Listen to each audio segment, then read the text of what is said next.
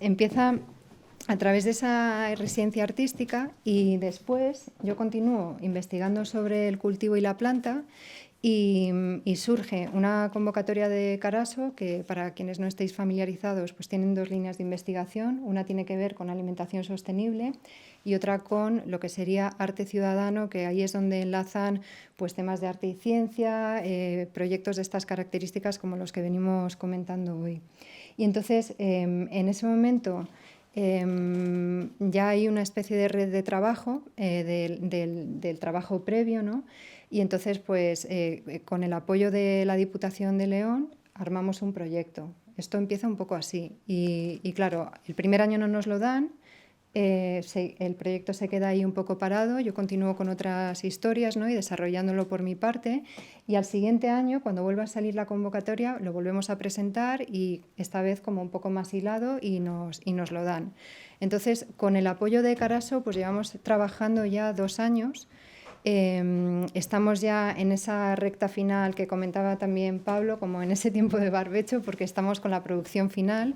Entonces, ahora mismo pues estamos en esa etapa casi como de sedimentación, donde todo lo que hemos hecho a lo largo de los 2 años, pues estamos intentando de alguna manera materializarlo. Y bueno, luego hablaré sobre algunas de las cosas que han salido también a lo largo de la mañana que tienen que ver con ese proceso de materialización, ¿no? Porque hay muchos temas que han salido, que estaba apuntando, el tema de la tradición, de los procesos de negociación, de la escucha y de los ritmos que se producen en este tipo de proyectos, de las redes de apoyo, sobre todo en relación a pues, otros lenguajes, otros códigos, como puede ser el de la administración, el del arte o el de los agricultores, ¿no? Espacios donde confluyen todo este tipo de lenguajes y de formas de hacer y de pensar. Pensar en proximidad es también un componente muy importante dentro del proyecto, porque el proyecto se sitúa en un territorio donde el lúpulo tiene muchísima presencia. Como os decía, León es el principal productor de lúpulo a nivel nacional. Hay 200, cerca de, ya no sé, las cifras van cambiando, ¿no? Pero cerca de 250 explotaciones que producen el 95% de todo el lúpulo que se produce en España. Entonces, el resto del 5% está como en otras zonas, pero ese 95% aproximadamente, ¿no? Se produce ahí. Y son más o menos unas 940 toneladas de lúpulo, que bueno, también hablaré ahora sobre este tema del peso, que es interesante como en más detalle. Entonces, pues bueno, es un cultivo que se llegó a cultivar en casi todas las riberas leonesas. Entonces es una planta que la gente tiene muy presente. Cuando preguntas a la gente por lúpulo, todo el mundo, es raro, salvo en zonas, pues por ejemplo, muy de la montaña, ¿no? Donde no crece la planta, porque es una planta más de ribera, es difícil que la gente no te cuente algo asociado a la planta, porque o lo han trabajado ellos, o su familia lo ha trabajado, o conocen a alguien que lo ha trabajado, porque bueno, pues tiene esa presencia, ¿no? Para quienes no conozcáis el cultivo, creo que es interesante también empezar con este pequeño vídeo. Si consigo llegar al play.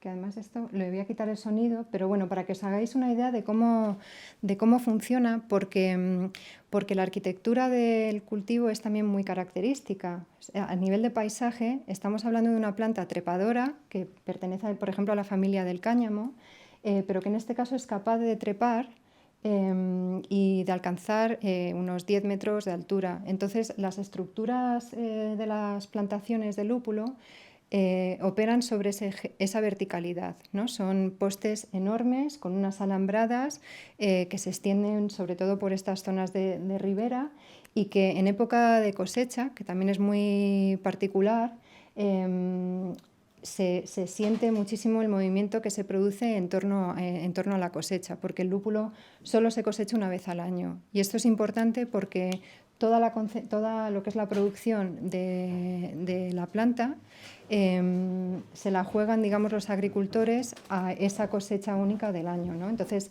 es una planta que el resto del año está, bueno, como si fuera un tubérculo, la cortan y a principios de año empiezan a preparar las alambradas, atar las cuerdas y demás, y hacia finales de agosto-septiembre cortan la planta y lo que hacen es separar la flor.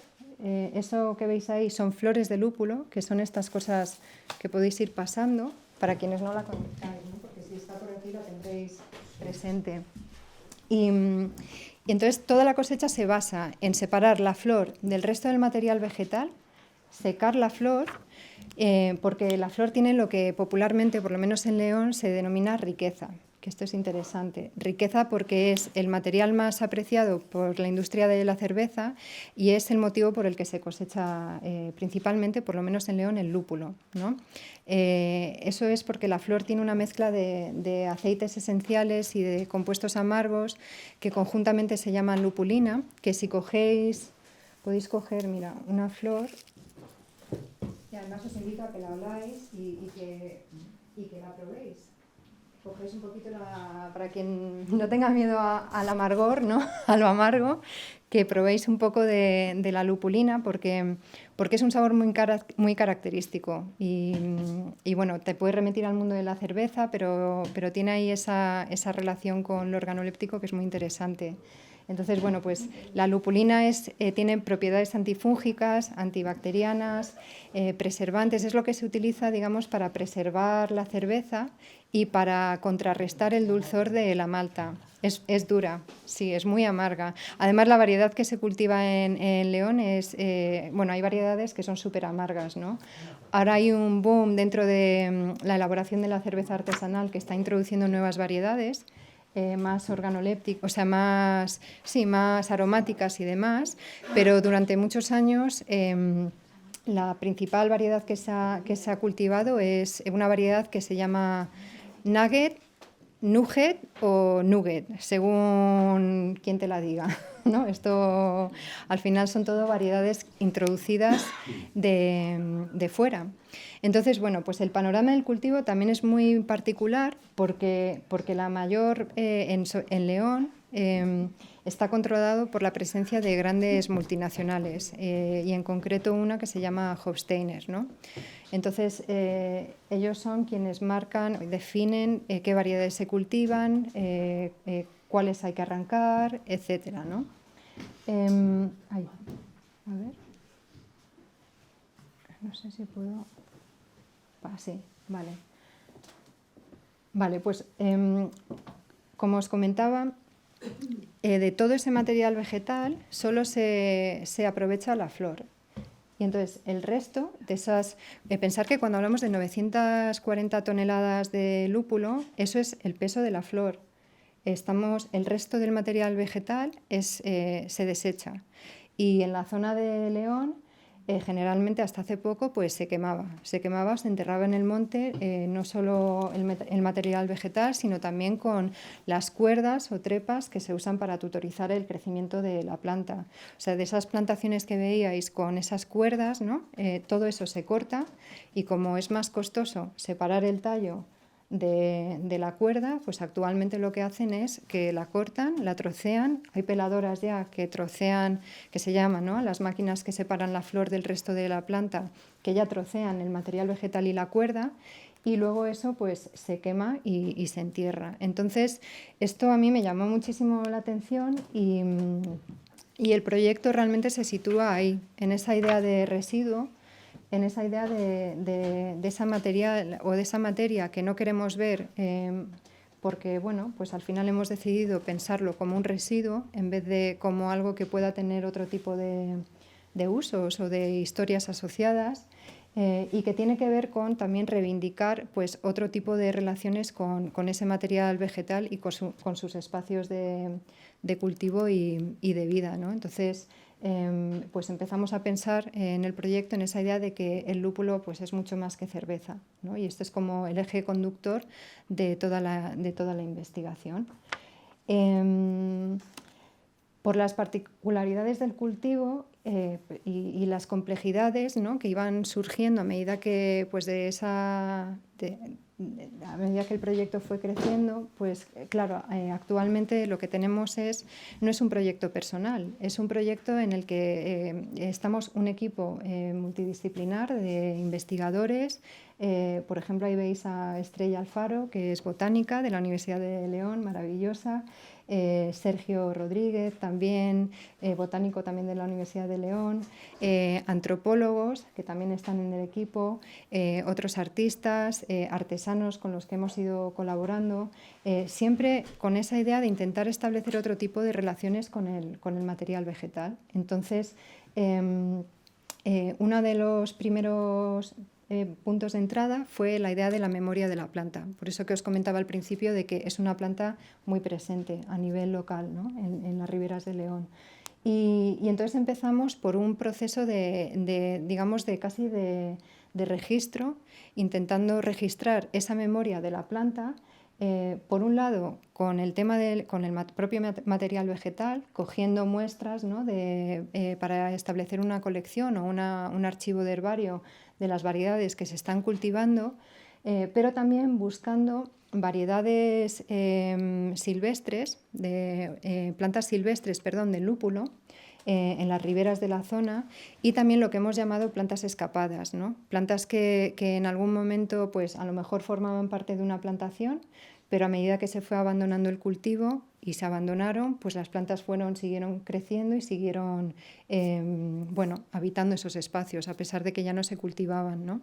Entonces, esto ha dado lugar a una colección que ahora rondará, después de esta cosecha, pues, más de 110 ejemplares de herbario con duplicados, y que en cada pliego de herbario lo que intentamos es no solo documentar, pues obviamente cosas que tienen que ver con el registro de este tipo de especímenes botánicos, ¿no? Como es la ubicación, quién ha recolectado la planta, la información sobre botánica sobre la planta, pero también quiénes han cultivado la planta. O sea, introducimos información sobre los propios agricultores y también intentamos integrar observaciones, cosas que a lo mejor ellos quieren contar en relación a pues, cómo han vivido, por ejemplo, la relación con esa variedad, ¿no? Entonces ahí fuimos viendo que muchos agricultores, a pesar de que pues, estas empresas les obligaban a arrancar distintas variedades, pues a lo mejor por un apego emocional conservaban una, por ejemplo, variedad de H3, que es un tipo de variedad que se cultiva hace muchos años en León, o cultivaban otra variedad de tal en el sur con número tal, no sé qué. Y entonces, a base de ese trabajo, pues fuimos cogiendo también esquejes y ahora lo que estamos construyendo es una colección viva, compuesta de no solo variedades que a lo mejor predominan más en el territorio, pero intentando recuperar esas variedades antiguas que ya no se cultivan, pero que hemos conseguido de estos agricultores, y también plantas silvestres o escapadas que también vamos intentando de alguna manera ubicar para que esa colección vaya creciendo, ¿no? Entonces, esa idea de la memoria también como algo físico que puedes oler, que puedes tocar, que puedes aproximarte a la planta y relacionarte con ella de otra manera, no solo a través de un ejemplar seco, ¿no? Entonces, la historia de que aquí en Pero Blasco hay lúpulo, pues me parece maravillosa porque, pues bueno, si os parece, a mí me encantaría integrar otro ejemplar de herbario que además hable de las jornadas y que es un poco lo que hemos ido haciendo, ¿no? En cada encuentro al final, pues derivaba un registro distinto, ¿no? Según de dónde salía esa muestra de lúpulo. Y bueno, pues la idea sería esa, cuando te comentaba lo de coger una muestra para el herbario. Desde el río va subiendo por las paredes del pueblo y tiene una altura tremenda. Sí. Tremenda. Sí, claro. Pero yo te iba a preguntar, porque cuando ha dicho Pablo lo de las plantaciones de lúpulo en Santo Domingo de la Calzada, yo recuerdo que hará como 20, 25 años o algo así, se crearon, y yo creo que eran plantaciones que estaban subvencionadas por algún motivo, porque en La Rioja no existía el cultivo de lúpulo, pero yo tuve que cubrir, cuando trabajaba en la tele, con las nuevas, se incorporaban territorios que se hacían plantaciones de lúpulo, y yo creo que es porque de alguna manera, como las plantaciones de girasoles, tenían una subvención y muchas de ellas se abandonaron, Sí. porque no estaban hechas para producir un lúpulo que permaneciera en el tiempo y que generara unas cosechas. No, yo creo que era algo como muy temporal, que generaba un dinero y luego se abandonaba. Sabemos que se hizo un estudio botánico de principios del siglo XX o incluso anterior, no recuerdo muy bien las fechas, pero donde se ubicó o se identificó que sí que existía lúpulo silvestre en el norte de la península. Y entonces, posteriormente, se intentó plantar, esto fue como un plan también nacional por intentar fomentar el cultivo del lúpulo a nivel nacional, y se intentó ubicar en esas zonas donde sabían que probablemente se iba a dar bien. El primer punto de experimentación fue Galicia, fue La Coruña. Se plantó en León, se plantó en Santander, en Cantabria, se plantó en el País Vasco, se plantó en Asturias, en Navarra también se plantó, en La Rioja. Es decir, se plantó en distintos espacios y sí que es verdad que en los primeros años estaba subvencionado. Por ejemplo, los postes que veíais antes... ese tipo de plantación que estoy viendo, eso yo lo recuerdo porque asistí a su origen. Claro. Y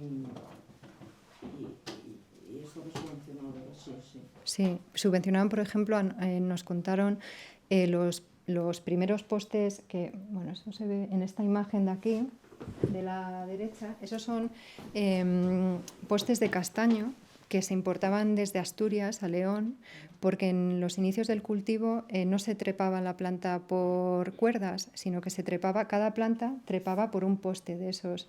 Entonces, imaginaros la extensión, o sea, la cantidad de material que se movía de un sitio a otro para fomentar, para poder mantener el cultivo. Estamos hablando de, bueno, no sé, esto que veis aquí es un carro.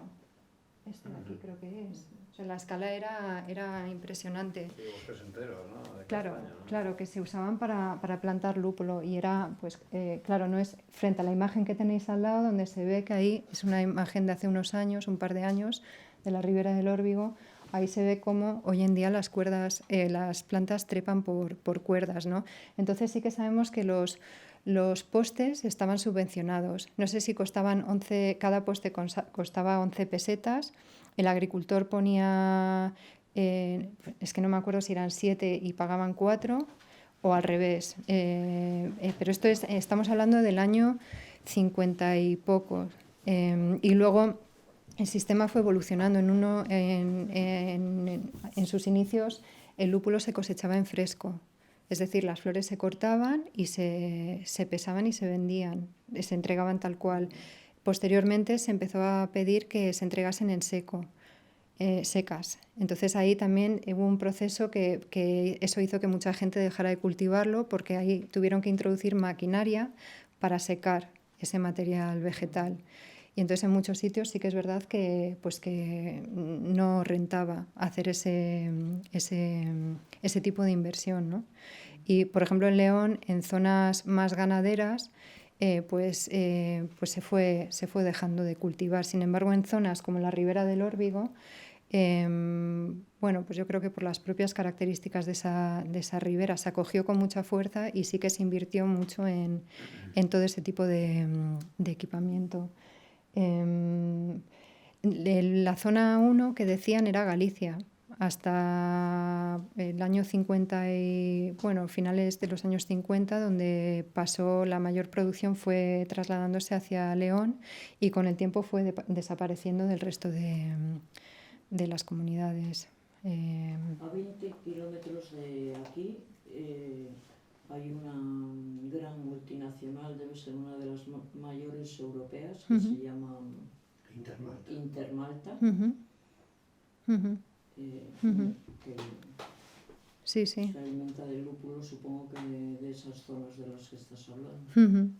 Sí, probablemente Perintermaltada produce cerveza. Claro. Sí.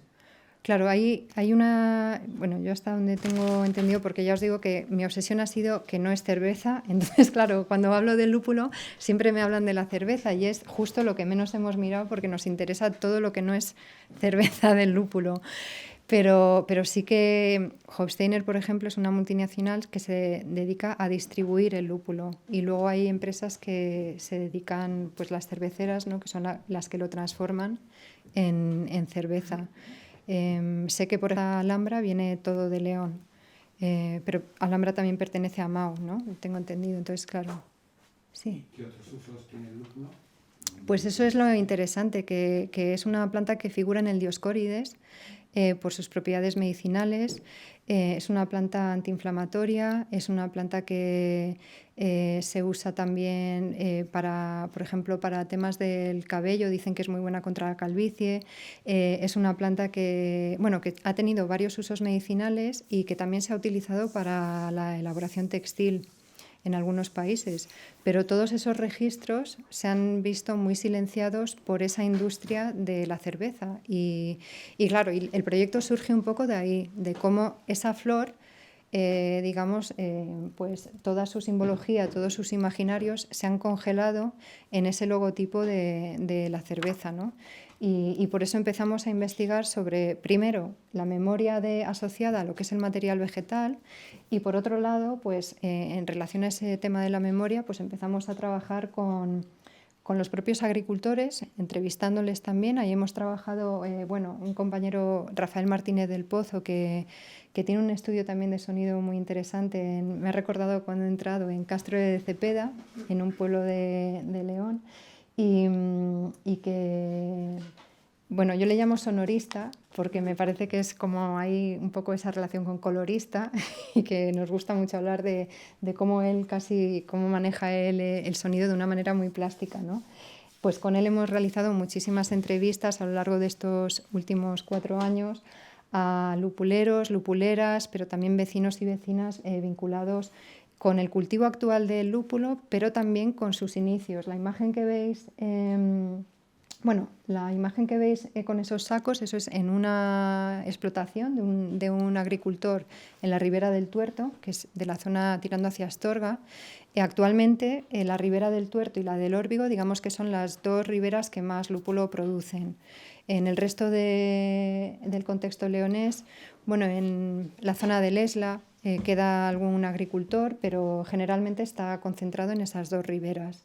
Bueno, pues les hemos estado visitando, ¿no?, a sus explotaciones, yendo allí a entrevistarles, a seguir un poco todo el proceso del cultivo, pero también nos reuníamos con gente ya mayor para intentar registrar sus historias antes de que se perdieran. Y esto es algo que ha hecho pues, que al final, hablábamos esto también antes, ¿no?, de cómo este tipo de proyectos al final van parejos de procesos vitales que inevitablemente se terminan entremezclando, esto lo hablábamos ayer, ¿no?, con el propio desarrollo del trabajo y que también marcan ritmos y tiempos propios, ¿no?, hablando sobre el tiempo y los ritmos. Uno de los vecinos que entrevistamos, pues desafortunadamente falleció a los pocos meses de entrevistarle. Entonces es como que hay una urgencia ahí de poder llegar a ellos y a ellas antes de que sea demasiado tarde, porque esas historias no se han conservado, no se han registrado. Siempre se ha contado una historia del lúpulo muy vinculada a la industria, ¿no?, a las grandes cerveceras, pero no se cuenta lo que tiene que ver con pues esas experiencias de vida, ¿no?, que también han marcado mucho la articulación del territorio. Pensar que por las propias características del cultivo era una actividad que hasta hace poco tenía una implicación familiar. Es decir, toda la familia en época de cosecha se volcaba a cultivar, a cosechar la planta, porque no había otra manera de hacerlo. Mientras unos cortaban, otros sacaban la planta y otros iban separando las flores del resto del material vegetal, ¿no? Luego eso se fue mecanizando Y claro, y la tendencia hoy en día es pues a ampliar, ¿no? A agrupar explotaciones porque pues mientras que antiguamente a lo mejor se vivían ellos piensan en número de plantas, 4.000, que no sé cuántas hectáreas serían, pero muy pocas, 5.000 plantas. Hoy en día un agricultor no sobrevive si no cultiva más de 15.000 plantas, ¿no? Entonces, la tendencia natural ha sido a ampliar superficie porque es un espacio de cultivo que se ha modernizado muy poco y por esa presencia multinacional a nivel local, hablo siempre del contexto leonés, los precios casi no han variado. El precio de venta del lúpulo sigue siendo más o menos el mismo que hace 30 años. Entonces, estamos ahora en un momento muy interesante porque el año que viene va a ser el momento de renegociar los contratos. En León hay una sociedad agraria transformadora, Lúpulos de León, que es la que, digamos, como una especie de cooperativa, por ponerlo de alguna manera, ¿no? Que es la que gestiona este tipo de negocios, pero hay un problema a nivel local porque hay muy poco cooperativismo y, por otro lado, porque Hofsteiner negocia por detrás con los agricultores que se van. Entonces, el panorama que hay es de mucha desunión y eso influye sobre quienes quieren continuar en el cultivo, trabajando el cultivo y sobre el relevo generacional que ahora mismo pues no hay. La gente joven no quiere cultivar lúpulo. Lo que hemos ido viendo es que hay una relación de amor-odio, ¿no?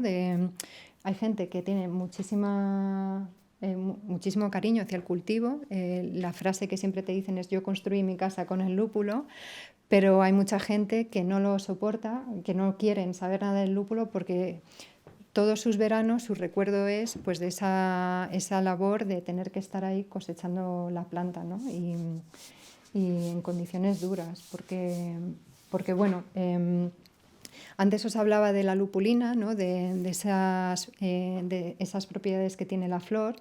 La planta es también narcoléptica, o sea, induce el sueño, pero claro, cuando estás expuesto a grandes cantidades de lupulina, pues puedes desarrollar alergias. Y entonces es muy frecuente que mucha gente que cultiva el lúpulo pues tienen que ir muy cubiertos y demás porque, claro, no cogen una flor y la huelen, sino que están expuestos a grandísimas cantidades de esos compuestos activos, ¿no?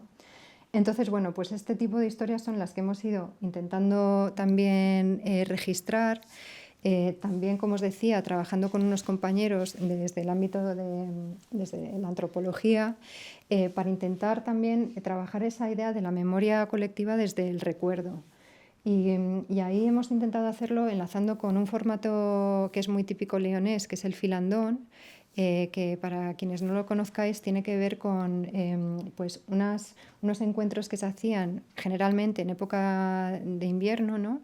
Donde las mujeres se juntaban para hilar, tejer, y en ese proceso, alrededor de la lumbre, pues se contaban historias, compartían anécdotas, cantaban, era pues como un tiempo compartido. Y es un formato que está también muy presente en el imaginario contemporáneo leonés, ¿no? Y que nos ha servido para poder generar este tipo de encuentros con comunidades muy diversas, desde grupos de agricultores, como podéis ver en la imagen de la izquierda, que eso fue con unas lupuleras del pueblo de Gavilanes, de la ribera del Órbigo, con quienes arrancó realmente el proyecto, hasta la imagen central es de un filandón que se produjo en Carrizo de la Ribera, que es el pueblo donde está ubicado actualmente el proyecto, en el ayuntamiento. Que esto, bueno, pues hablando un poco del tema que comentábamos antes, que decías, lo de la cultura incómoda. A mí me gusta pensarlo como la cultura, me gusta pensar en este caso, trabajar con el disgusto, ¿no? Con lo amargo. Por eso un poco la relación del trabajo viene un poco de ahí, con cosas que son incómodas, que no son fácilmente digeribles, pero que considero que es importante que el arte también esté ahí y que la producción o la investigación y la creación cultural opere también en ese tipo de espacios y con ese tipo de procesos, ¿no? y de experiencias, porque una de las cosas a la que nos hemos enfrentado, quizás posiblemente por estar ubicados o tener actualmente, ¿no?, la sede del proyecto en un ayuntamiento, es que se espera que el proyecto sirva como herramienta de promoción, ¿no? A nivel político, local y demás. Y entonces, asumir que hay situaciones o presentar situaciones que son incómodas, que no son fácilmente digeribles, es algo que ha sido un punto de tensión, pero que hemos intentado también mantener muy vivo en el proyecto. Porque, por ejemplo, en el filandón ese que veis ahí arriba, claro, vinieron muy pocos agricultores y uno de los temas que salió es el problema que hay actual con la unión, ¿no? Si no están unidos, no hay futuro.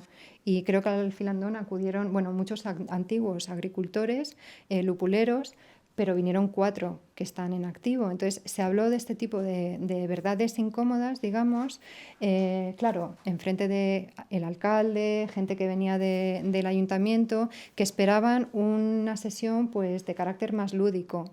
Y entonces, yo creo que también que las administraciones entiendan que los espacios de producción cultural se ocupan de este tipo de experiencias, ¿no? Y de este tipo de contenidos, creo que es también como una manera de intentar acercarles al tipo de imágenes que también se pueden trabajar desde el ámbito artístico, ¿no? Al final trabajamos con imágenes y frente a esa imagen turística que nos casi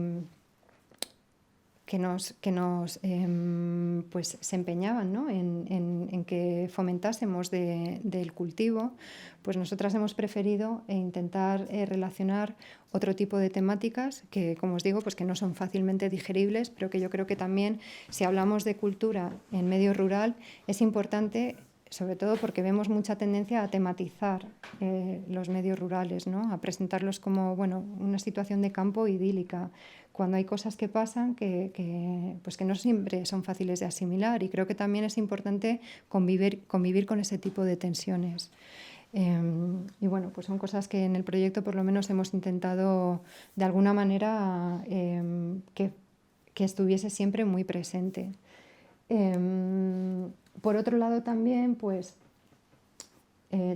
se han producido encuentros pues donde sí que hemos intentado establecer un vínculo con historias pasadas que nos permiten pues establecer otro tipo de diálogos con formatos que ya no están presentes, pero que no con la idea de romantizar el pasado, que esto lo hablábamos también ayer, ¿no?, pero para entender qué es lo que ha pasado, pues por ejemplo, desde cómo se aplicaban los no fertilizantes, los fitosanitarios con brocha, que ellos te lo dicen, estamos vivos de milagro, ¿no? O con mangueras que todo se bañaban en ello y con un pañuelo para protegerse y nada más, ni mascarilla ni nada, ¿no? Entonces, cosas que también forman parte de estos espacios de cultivo, ¿no?, y que forman parte de la cultura agraria y que establecen también, volvemos a esa tensión entre cultura y cultivo, ¿no?, que también hemos hablado estos días. Entonces, bueno, pues esa es bueno, son cuestiones que en el proyecto pues tenemos como muy, muy presentes. La idea también de trabajar en espacios tan complejos, yo creo que también hemos aludido al tema de las negociaciones, ¿no?, y que es algo muy central en el proyecto. Es decir, es necesario, o por lo menos yo lo considero, negociar, y me parece que el espacio de la negociación es fundamental porque es un espacio donde se toman decisiones, donde se integran distintos lenguajes. Hablábamos de distintos códigos, desde la administración hasta los propios agricultores, vecinos, vecinas, artistas, artesanos, donde se manejan muchísimas expectativas, porque claro, del proyecto pues cada uno quiere sacar lo suyo y al final pues esto, antes también aludíamos a esto, ¿no?, hasta qué punto como artista, pues puedes también ocuparte de todas esas expectativas, porque al final tú también tienes tus expectativas propias con el trabajo que estás haciendo, ¿no? Entonces, yo creo que esos espacios de negociación son interesantes, porque además esos espacios nos permiten, van inevitablemente ligados a procesos de materialización. Es decir, se establecen marcos, formatos, ¿no? Y es lo que hace que el proyecto pues termine cobrando una forma muy, muy concreta. Entonces, bueno, pues en este caso de algo, la propuesta siempre fue pensar con las manos, ¿no? Empezar a, por un lado, hacer ese registro, esa documentación de las historias, los espacios de vida asociados al cultivo, pero no perder de vista la relación con el propio material y las materias que componen esos espacios y que afectan, ¿no? a todas los organismos, cuerpos, personas, humanos, no humanos, que también operan y que dan forma a esos espacios de cultivo y de vida. Entonces, pues empezamos a trabajar, pues también el proyecto se desenvuelve en distintos espacios de trabajo. No es un espacio puramente artístico, no es un espacio puramente agrícola, no es un espacio puramente de investigación, como veis en la imagen inferior. Están también colaborando un laboratorio, ¿no? Que nos ayuda también a experimentar con los materiales desde otra manera, sino que nos vamos moviendo y la idea es intentar dejar que los propios materiales nos vayan guiando para poder desarrollar ese tipo de materializaciones. Entonces, pues hemos trabajado con las cenizas del cultivo, intentando acercarnos al mundo de las cerámicas, ¿no? Y de los esmaltes cerámicos con ceniza. Hemos elaborado, que ahora los pasaré, el mundo de las fibras, de la planta, ¿no? De todo lo que es los tejidos de sostén, ¿no?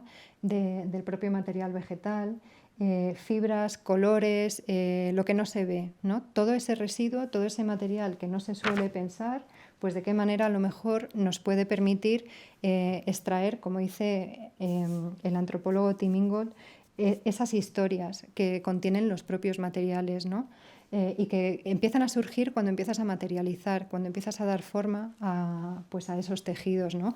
La imagen que veis en la izquierda es una vestimenta femenina del siglo XIX de la zona de Suecia, que me preguntabas antes para qué se ha usado el lúpulo. Pues eso es un ejemplo pensaban que era de cáñamo, que estaba tejido de cáñamo, y encontraron, después de hacer un análisis, que el tejido era de lúpulo, de fibra de lúpulo.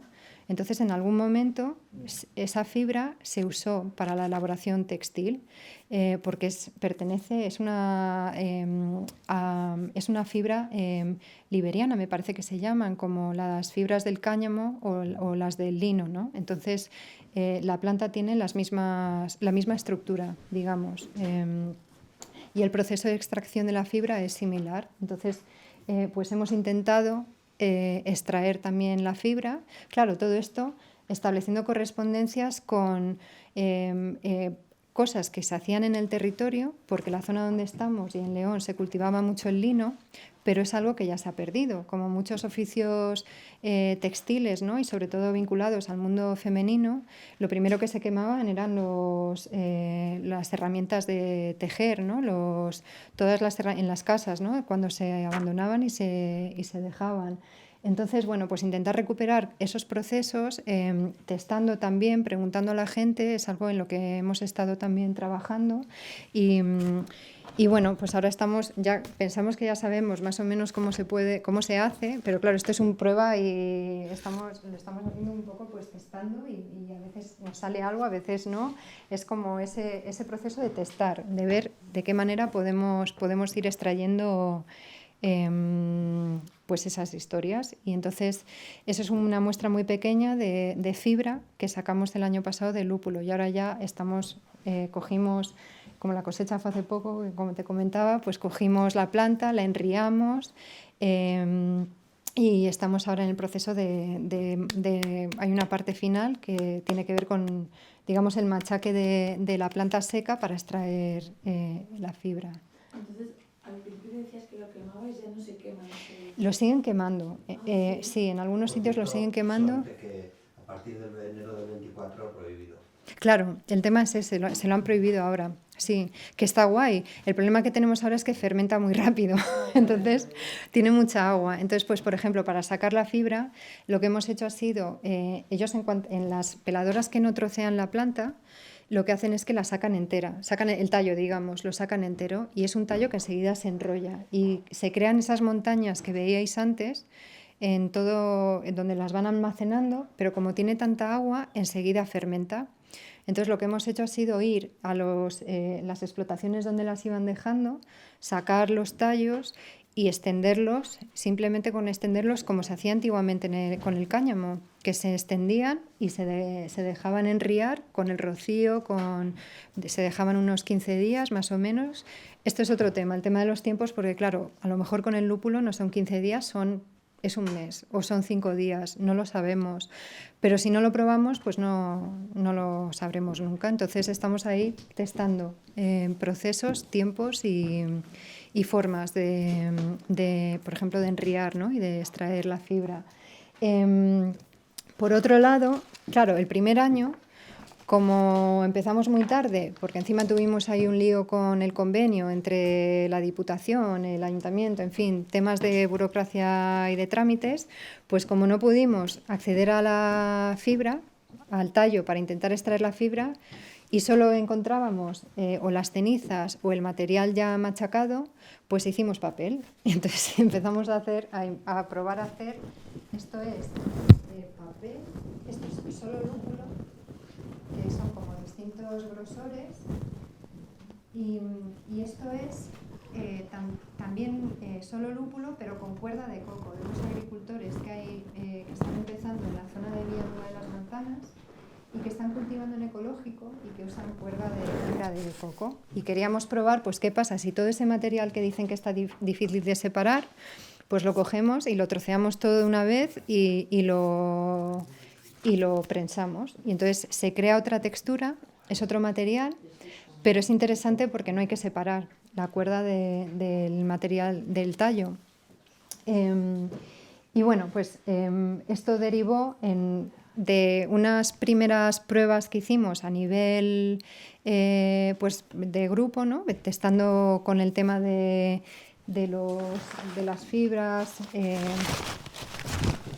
Intentamos también, esto lo paso así porque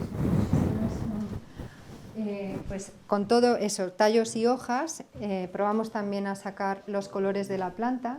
Para esto trabajamos con Ana Andrés, que estuvo aquí el año pasado, porque Ana tiene un trabajo personal fascinante sobre el mundo del color. Sí, eso es, con el tema de, sobre todo los colores del mundo vegetal. Y entonces pues estuvimos probando a sacar colores, teñir con los tallos, con las hojas de la planta y con distintos tipos de tratamientos, ¿no? De mordientes. Sabéis que si preparas la tela de una manera y luego pues el color lo coge de una manera, si le añades, puedes añadir modificadores de colores, o sea, es un mundo. Entonces, bueno, lo que queríamos ver era si del lúpulo podíamos extraer algo interesante como material tintorio. ¿Cuántas personas estáis en el proyecto? Pues mira, estamos desde el lado de la botánica, Estrella y Sergio, 2 compañeros, luego 2 antropólogos, un compañero que es del pueblo donde está ubicado el proyecto, que acaba de terminar Ciencias Ambientales, que hizo su TFG sobre el lúpulo, que es maravilloso, y luego un artista sonoro, Rafa Martínez del Pozo, y un creador audiovisual, que es con el que hemos estado haciendo las grabaciones. Y luego pues invitamos, digamos que ese sería como el equipo base del proyecto, y luego vamos invitando, según lo que hemos visto que era interesante seguir desarrollando, pues invitábamos a distintos artistas y artesanos. Entonces pues colaboramos con Ana para hacer una serie de talleres en relación al color. No por hacer un taller, porque aquí es importante, yo creo que muchas veces, por ejemplo, trabajando con la administración, muchas veces se da por hecho que por hacer un taller va a pasar algo. Y yo creo que aquí lo que nos interesaba no era hacer un taller, era, pues tú puedes hacer un taller y puede que no pase nada, pero ese proceso de intercambio con la comunidad local era lo más interesante para nosotras. Entonces, la idea de los talleres no era solo teñir o demás, era intentar vincular esos materiales al contexto local, al imaginario local, para intentar pensar sobre el lúpulo de otra manera, ¿no? Entonces, para eso conectamos con una asociación de Carrizo de la Ribera que se llama la Asociación Cultural La Trepa, y que además, esto fue pues en época ya en diciembre del año pasado, han realizado un trabajo muy interesante recuperando el Antruejo, que es como el carnaval rural local de la zona, que esto en algunos pueblos de León se perdió porque estuvo prohibido durante muchos años, durante la dictadura, y luego la gente ha ido recuperando esas formas, esos personajes, hablando con la gente más mayor de los pueblos para intentar recuperar esas tradiciones, ¿no? Hablábamos antes de la tradición. Esto fue un punto de polémica también, porque claro, toda tradición en algún momento ha sido una innovación. Pero cuando nosotros les planteábamos introducir el lúpulo, nos decían, pero es que el lúpulo no forma parte, no se cultivaba cuando existía el Antruejo. Y claro, nuestro interés ahí no es tanto reemplazar esos personajes que además, bueno, están pendientes de todo tipo de calificaciones y demás, ¿no? De interés cultural y son como intocables, sino nuestro interés era más que la gente sea capaz de aproximarse al material como algo más que residuo, ¿no? Desde el momento en el que ya empiezan a ver que ese material tiene un potencial para elaborar otro tipo de cosas, ya es como que empiezas a generar otra imagen en torno a la planta. Entonces, pues, bueno, vuelvo atrás, colaboramos con Ana, con un cestero que se llama Carlos Fontales, que ha investigado mucho sobre la cestería a nivel nacional, y que nunca había probado a tejer con lúpulo, y esto fue muy interesante porque bueno, todo ha sido un gran experimento, no sabíamos qué iba a salir, ¿no? Pero conseguimos sacar colores, conseguimos tejer con el tallo, y de esos encuentros salieron unos personajes, pues ya os digo, como ampliando esa idea del Antruejo, que denominamos las motas y manchas, que son como un intento por ampliar esa iconografía de la planta en la comarca, ¿no? Las motas es a lo que se llama la flor. A nivel localmente, manchas, porque la lupulina, no sé si sabéis, bueno, si la tocas mucho, te mancha.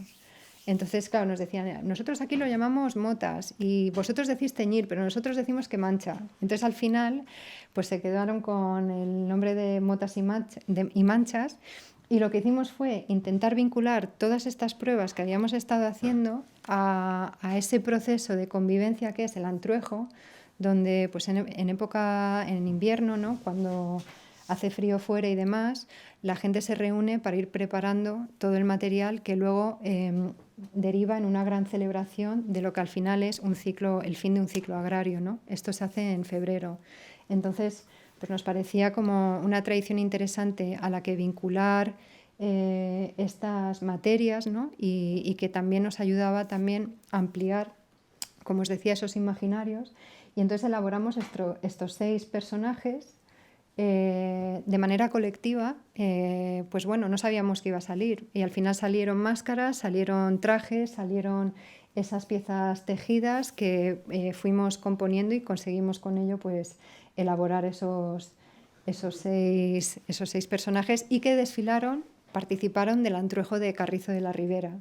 Entonces, bueno, pues ya con eso, dentro de lo que era el objetivo inicial del proyecto, que es una investigación sobre la imagen de la planta, sus residuos y sus culturas de cultivo, pues es como una manera de intentar situarla en otro espacio más allá del mundo de la cerveza, ¿no?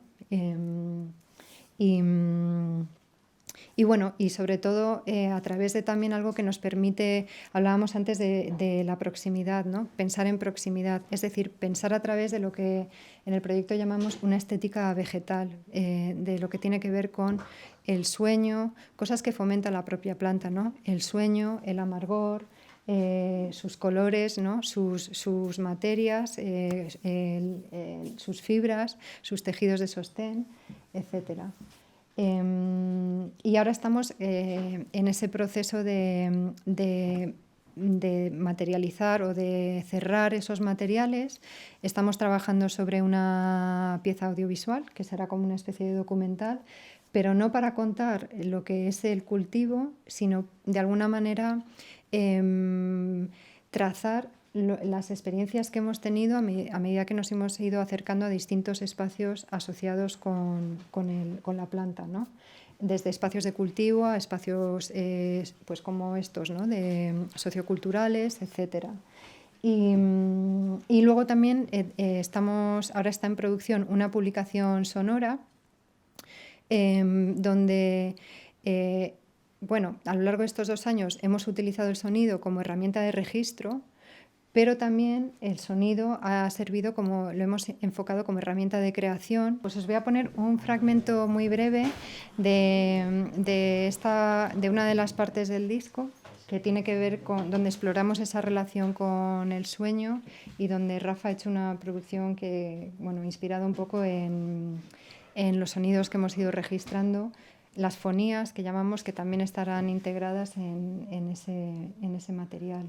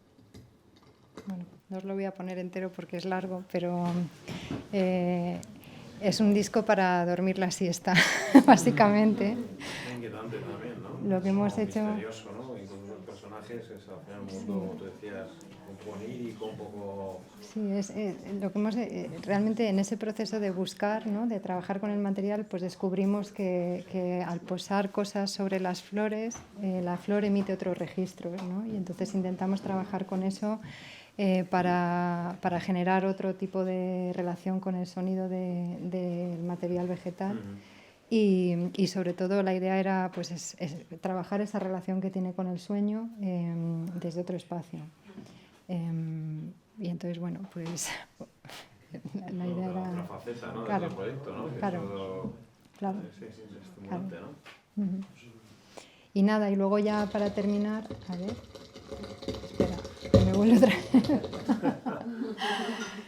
Pues esta sí que me gustaría que escucharais a otras voces, ¿no? Que esto yo creo que es importante, porque al final siempre hablo yo, pero ya os digo, en el proyecto no estoy yo sola. Y esas voces pues, son importantes porque son la base de todo lo que estamos haciendo. Entonces, son Maruja, Lina, Leni y Jovita, que son las lupuleras con las que arrancó todo del pueblo de Gavilanes, en la ribera del Órbigo. A ver, ¿cómo suena? Y este es parte del primer disco que se hizo hace 3 años. Entonces, bueno, tampoco os voy a poner todos, pongo un fragmento para que las podáis escuchar.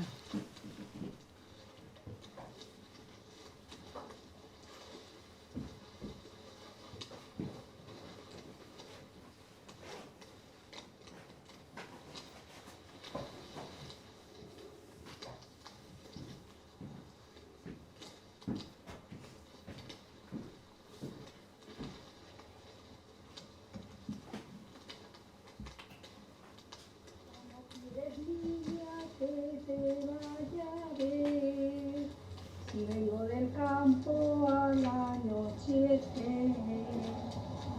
cuando llego y ceno y arreglo el ganado, cuando voy a verte ya te has acostado, no quieres abrirme, no sabes las penas que paso por ti.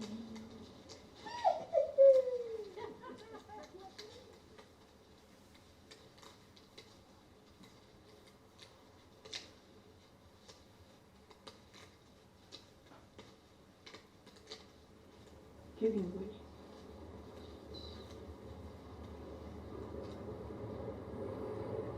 Enseñamos el lucro en el portal seco. Yo, la puerta cerrada, entrabas en casa. Estaba Olía. y yo estaba acostada así, ¿no?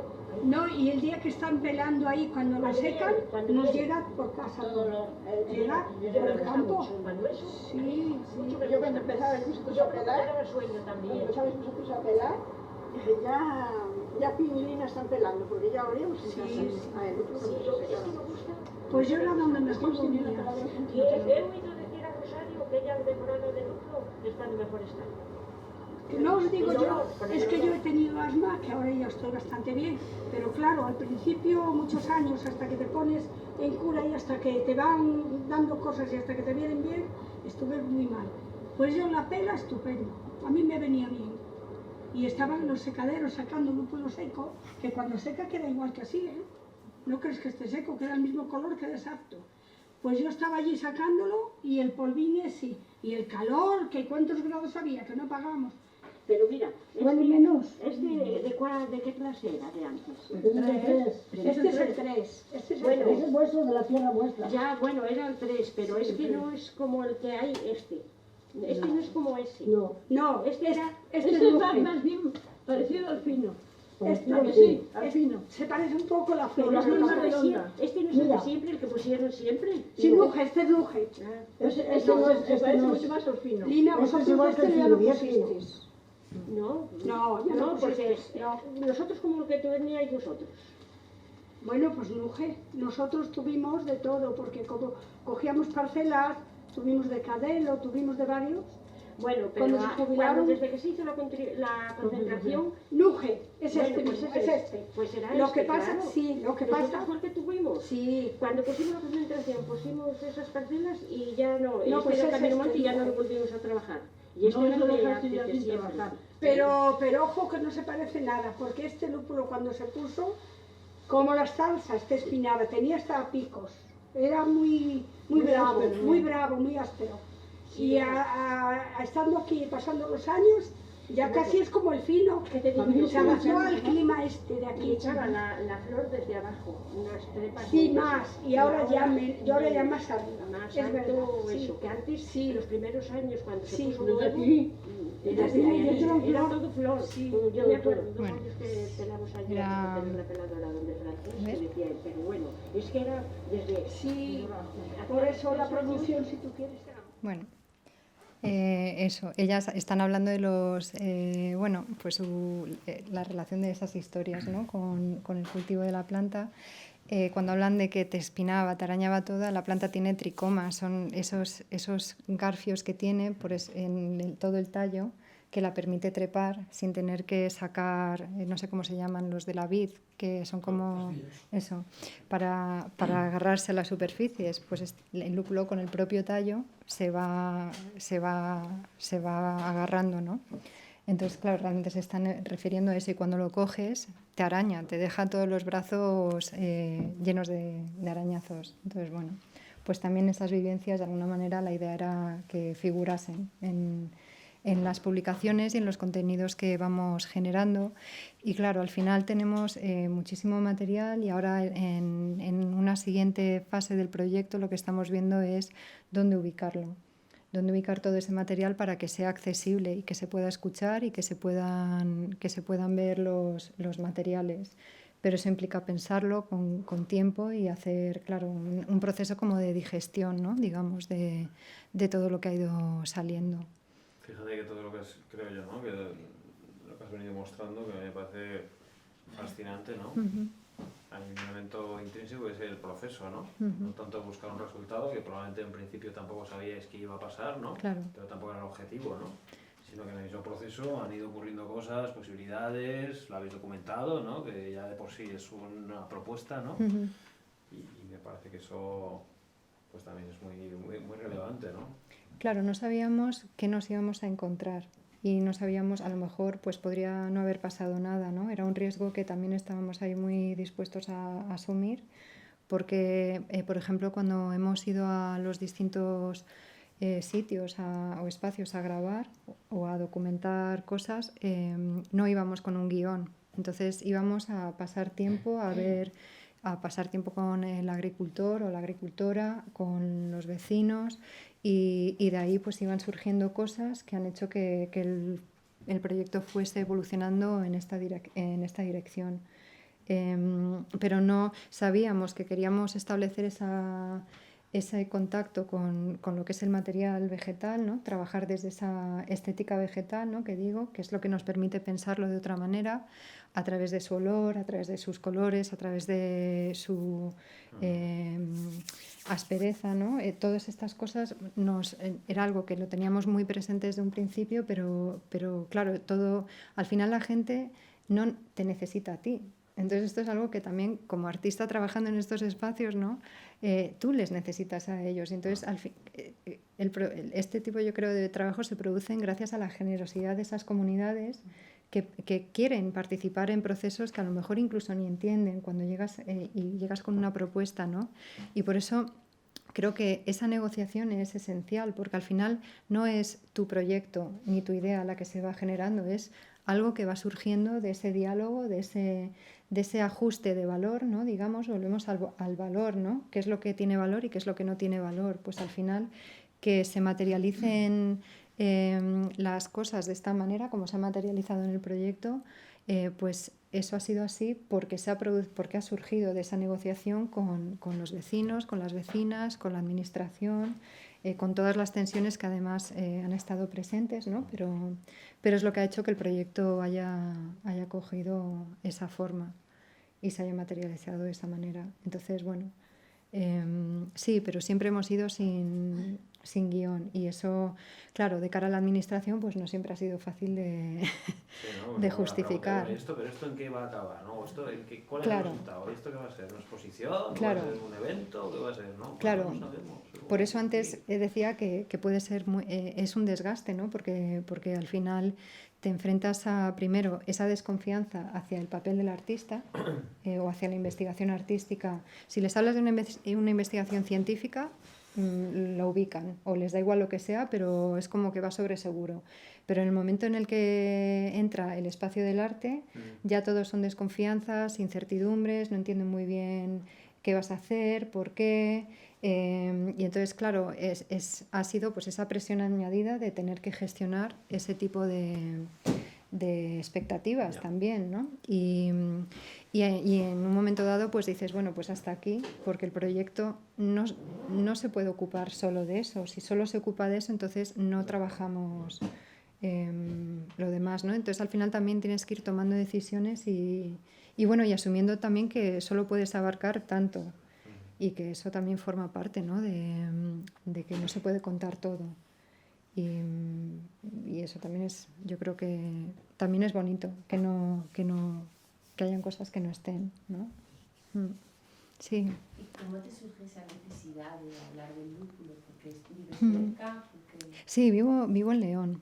Y claro, yo cuando llego a León veo que es algo que está muy presente y entonces me empieza a fascinar por esa relación con los compuestos amargos de la planta, porque previamente había trabajado en otro proyecto con el tema de la quinina y de pues, compuestos amargos que se usaban como elementos o compuestos medicinales, pero que también tienen ese vínculo con lo recreativo, ¿no? A través del mundo de las bebidas y demás, ¿no?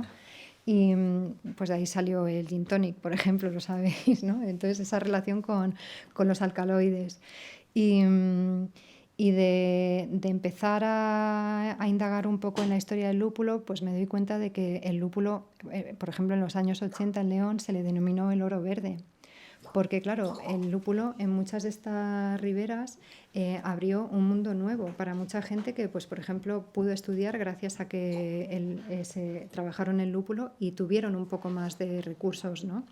Pero de esa situación de abundancia ahora es una situación bastante amarga, ¿no?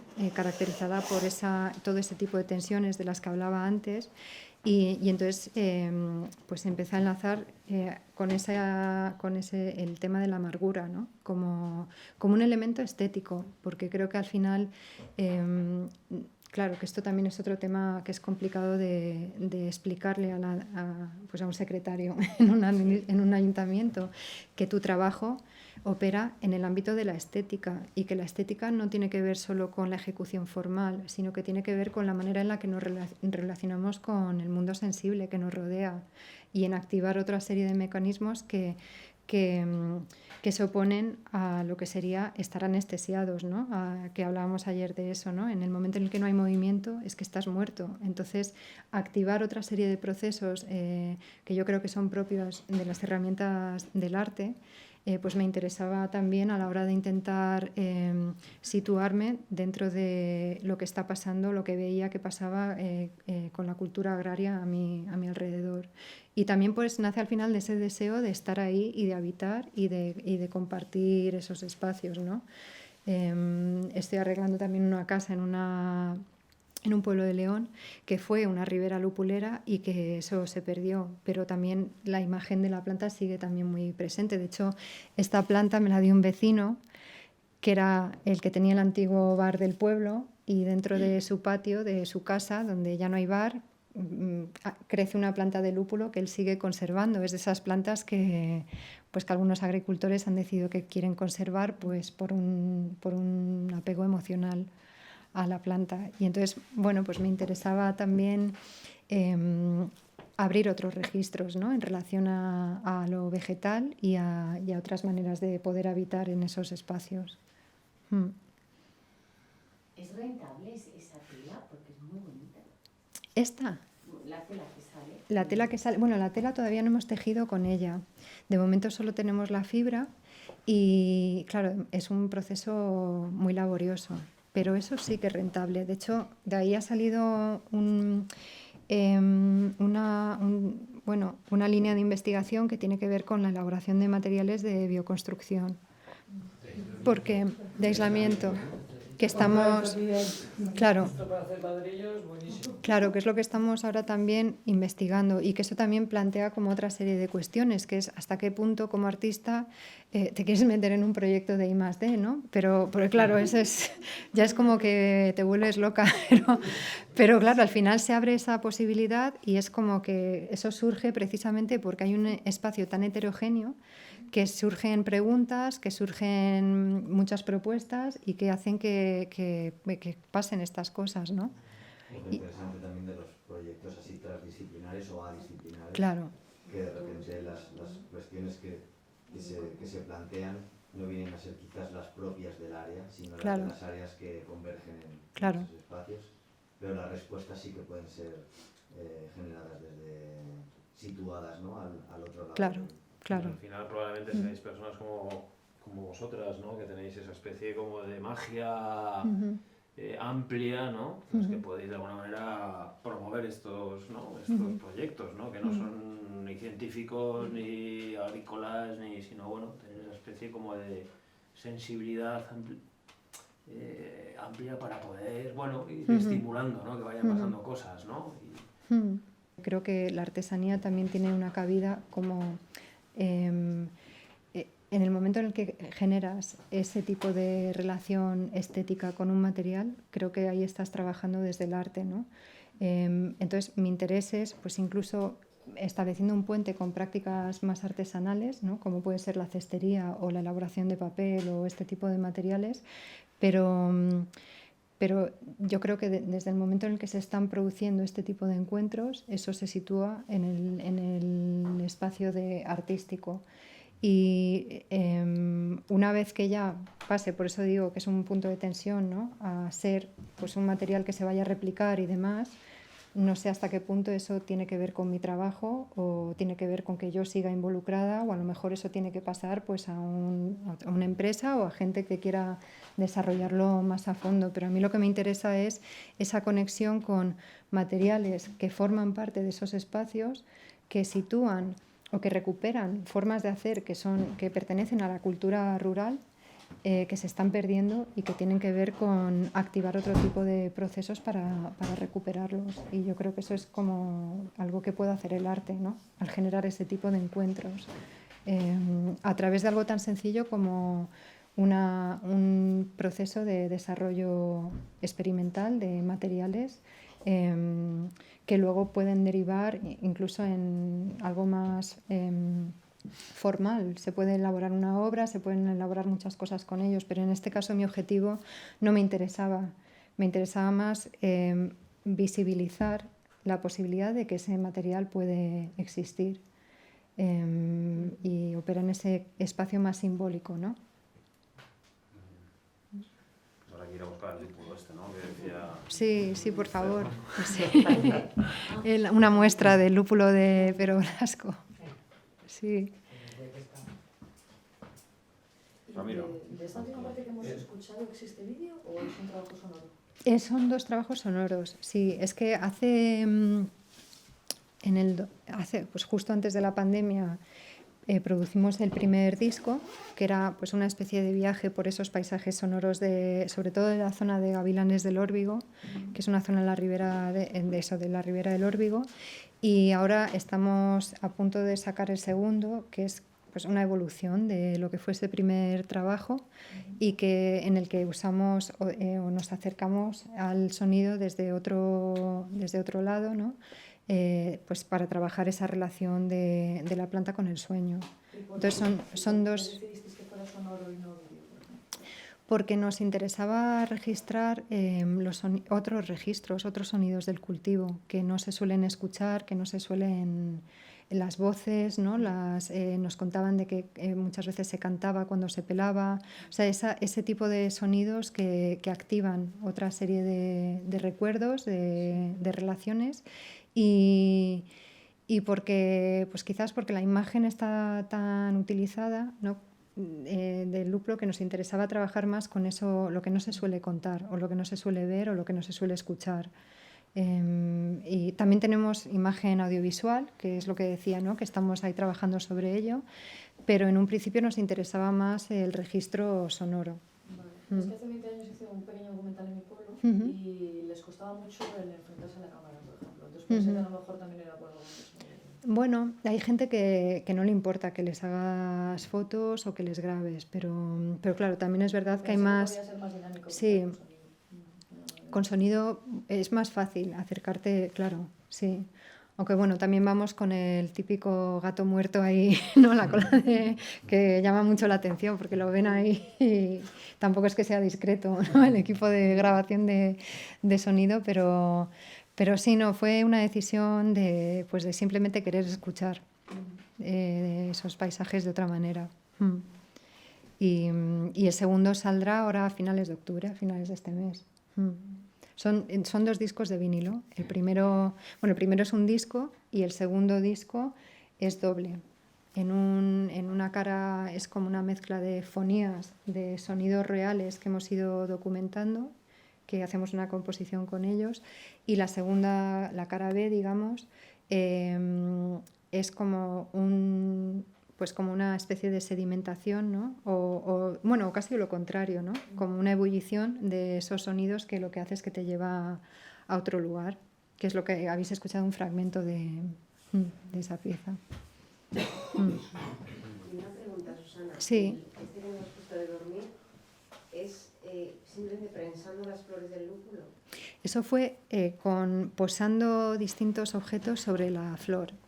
Y registrando... Sí. A lo mejor es la quema de... Sí.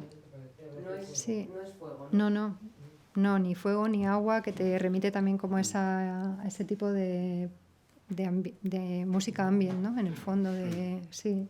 Yo había escuchado que en Cabeza Verde había 2 mujeres que tenían Sí. una empresa de hacer como almohadas Sí, con sí, lúpulo sí. para ayudar a Sí, claro, es que el lúpulo, ya se me olvidó pasaros esto, el lúpulo también se usaba para hacer almohadas en muchos países, en Inglaterra también, y en Carrizo había una, Yolanda y Lourdes hacían almohadas con las flores, mezclaban flores con distintas, lavanda, distintas plantas aromáticas, porque claro, como te ayuda a dormir, pues lo que hacían eran unas almohadas chiquititas que ponían, pero para que pusieras al lado de la cama. Entonces con el olor, claro, de hecho, es que son tantas cosas que se me olvidan, pero durante la cosecha, ese es jabón que hicimos durante la cosecha, se usa, muchas te contaban que claro, cuando iban a pelar, que se llama pelar, es lo que llaman separar la flor de la planta, ¿no?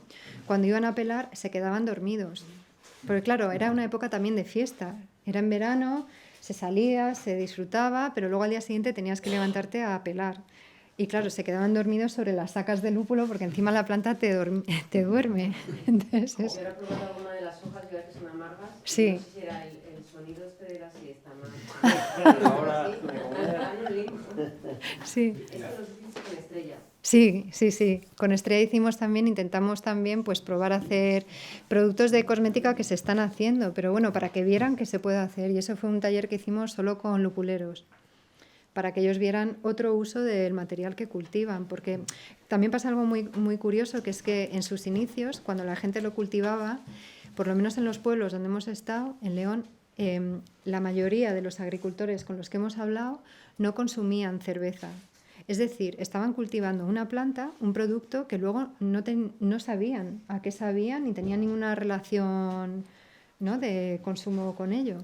Entonces eso, claro, con los años ha ido cambiando y la cerveza está mucho más presente en la actualidad, ¿no?, de lo que estaba en esa época, pero claro, pues también es ese tema de que al final ver otras cosas y entender el material de otra manera. ¿Cómo habéis financiado todo el proceso? Esto es Caraso, que ha salido esta mañana, que es la institución esta privada, ¿no?, fundación, que el inicio del trabajo, cuando arranqué con ello, fue a través de una residencia artística en Tabacalera. Fue algo, de estar trabajando durante varios meses varios meses en residencia, 2 meses, pero luego estuve al final casi un año continuando yo con el proyecto por mi cuenta. Y luego de ahí surgió una conversación con la Diputación de León, porque habían conocido, se hizo el primer disco, lo vieron y tal. Ellos querían vincularlo a un nuevo plan de turismo del lúpulo. Yo en ese proceso de diálogo pues les comenté lo de la convocatoria de Caraso, que es esta fundación que tiene varias líneas de trabajo que contaba al principio, y nos presentamos a la convocatoria y con el Ayuntamiento de Carrizo de la Ribera y salió el proyecto. Entonces, el proyecto actualmente tiene financiación de Caraso y cofinanciación de la Diputación de León, que se termina ahora en diciembre. Y bueno, luego pues es probable que continuemos con financiación de Caraso, pero bueno, esto es como algo que va evolucionando y vamos viendo según va avanzando el proyecto cómo hacer. Y claro, yo no estoy solo en esto, porque al final es como que tienes que ir moviéndote entre varios proyectos y varias cosas, ¿no? Al final siempre estás... Casualmente, el sábado pasado fue una charla y me llamó la atención este concepto, es la ruta guiada del oro verde. Sí. En Carrizo de Ribera. Claro, es que es esa relación con el turismo que, bueno, pues que yo creo que está en todas partes, ¿no? Al final es esa imagen y si no es esa imagen, más allá de esa imagen parece que no hay nada más, ¿no? Pero yo creo que las producciones culturales dentro de lo que es el ámbito del turismo pues también pueden fomentar otro tipo de relaciones con esos espacios, ¿no? Esto lo contaba Lucy Lipar, que decía, reivindicaba mucho también la relación con su pueblo, ¿no? Decía, más allá de, o sea, en vez de todo lo que no hay aquí, o aquí no hay nada que ver, ¿no? Como, pues, que es como lo que predomina, ¿no? Pues ella reivindicaba, en mi pueblo hay ironía, hay tal, hay no sé qué, ¿no? Otro tipo de relación que busca como una implicación más activa por parte de esa figura que es el turista, ¿no? Que se desplaza al final a través de la novedad, pero frente a esa imagen de aparente transparencia que fomentan este tipo de discursos, ¿no? Pues también intentábamos buscar otra relación, quizás a través del amargor, ¿no? Pero con otro tipo de procesos que tienen que ver con esa idea de cómo pensamos, cómo imaginamos y qué tipo de imágenes somos capaces de construir. Claro, exacto, porque al final si la única imagen que tenemos es la que nos da la oficial, pues jolín, qué pena, hemos perdido esa capacidad para imaginar otras cosas, ¿no?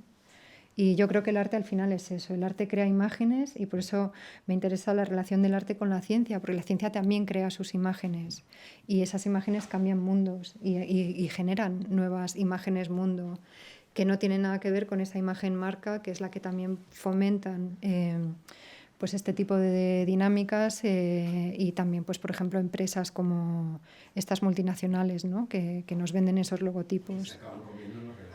Claro, exacto. Entonces, claro. Y generando los que les interesan. Claro. Gracias a vosotras.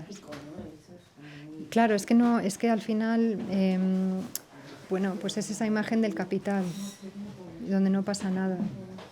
Y pues en el día, pues es que no activa nada, ¿no? Y entonces, yo creo que este tipo de planteamientos pues tiene mucho que ver también con, es que quiénes habitan esos espacios, ¿no? Y quiénes están ahí. Y esa idea de la fragilidad, ¿no? Que de la que también hablábamos, de la precariedad, yo creo que reivindicar eso es importante porque es como asumir que necesitamos de los otros para poder hacer para que cosas pasen frente a esa imagen de autosuficiencia, ¿no? que promueven ese tipo de carteles. Y además es algo que va a marcar este cambio, ¿no? El cambio de paradigma va a marcar este siglo, que es que ya casi nadie va a poder hacer nada solo. Sí. Y si a eso le sumas el deseo de hacerlo en común, se une una gran fuerza que sale de esta crisis, que también es como es el momento de trabajar conjuntamente, uno por deseo y dos por inteligencia y supervivencia, ¿no? Entonces, es una gran... Proyectos como los vuestros para mí son como un reflejo muy grande de este cambio de paradigma y de cuál es el nuevo espacio a habitar de la cultura del arte, en este caso mucho más en este eje descentralizador y de procesos y de investigación y de no mercado. Es maravilloso el trabajo que habéis hecho, que estáis haciendo, y seguro que queda por hacer. Sí, pues, enhorabuena, ¿no? Y muchas gracias. a ver si tienes ese remate. Gracias.